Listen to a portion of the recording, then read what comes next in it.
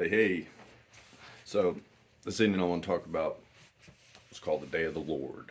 And it's not going to be something to look forward to. It says that, what is the Day of the Lord to them that look forward to it? Because what is it going to be for you? Basically, saying that it's going to be a very grievous day and that we shouldn't look forward to it. And, uh, and the man that does look forward to it is putting himself in a position of glorying in the destruction of God's creation, and it was corrupted by the devil. And so God's going to strike his enemies upon their hairy scalp, and none are going to be able to deliver. So it's going to be such a day where the mighty man will weep bitterly, and it says that the courageous among the mighty will flee away naked on that day.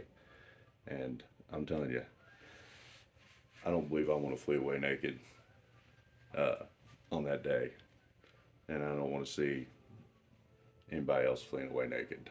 And but there's going to be a lot of people, and we shouldn't be amongst them because it says that their bodies are going to be scattered upon the face of the earth, so much so that the valleys of will be stacked up with bodies all the way to the peaks of those mountains. It says that their bodies will be scattered upon the face of the earth. It says Jeremiah 25:33 says that their bodies will be scattered so much so that it will cover the face of the entire earth on that day. And God's going to send Jesus. Jesus is going to come back on that day, and that's what's referred to as the arm of the Lord. And he's going to come with a great multitude of angels, and they're going to wreak havoc, and they're going to come in on the rooftops and in through the windows. People are going to flee from them into the thickets. They're going to run to the mountains and to the ragged rocks and say, "Fall on us and hide us from the wrath of the Lamb."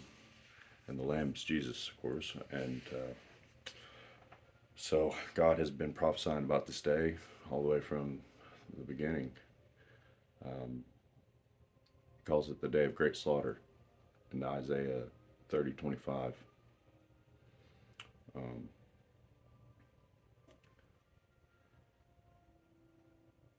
yeah, very scary, and fear will be on every side. It says that he that runs away will fall into a pit, and he that gets out of the pit will be caught by a snare. So what he means is, don't run away on the day of the Lord. And if you've done right and you know to stand your ground, and that you follow and obey the law, and you can stand knowing that the Lord's not going to strike you down if you've obeyed his commandments. There will be many that will run in fear and try to hide, and they won't be satisfied at the end of it. Jesus says, "Don't be like Lot's wife," and look back. So, meaning, if you're not at your house, don't run back to your house. You're there for a reason if you're righteous. You know, on that day, it's too late to save anybody that you love.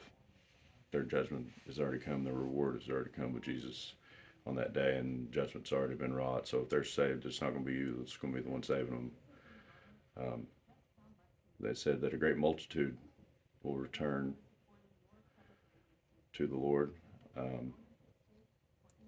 Says that many will bear child, they'll have children at the time, be bearing children even on the way to Zion, because it says all those people that are scattered on that day will be gathered and brought to Zion, and on that day the remnant of Israel, the ones that are scattered and taken into captivity, the 12 tribes, all the remnant on the sons of Israel that turned away from iniquity and transgression in Jacob will be gathered up on that day.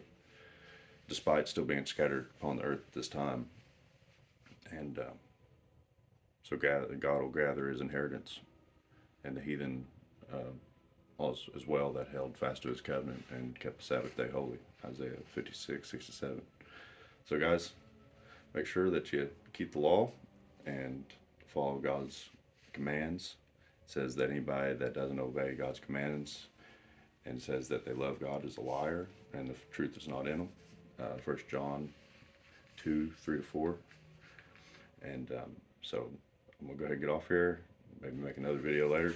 So God willing, I'll reach out to some of you guys and convince you that we need to obey the law and keep the 10 Commandments and tell others to keep them, and that we maybe be justified. It says that he that puts his nose in the dust, there might be hope for him.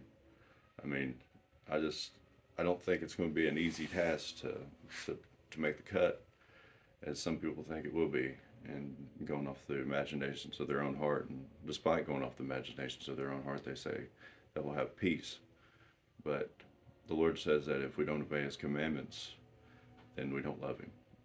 And he's not going to save any of us that don't love him. Anyways, guys, love you. Godspeed.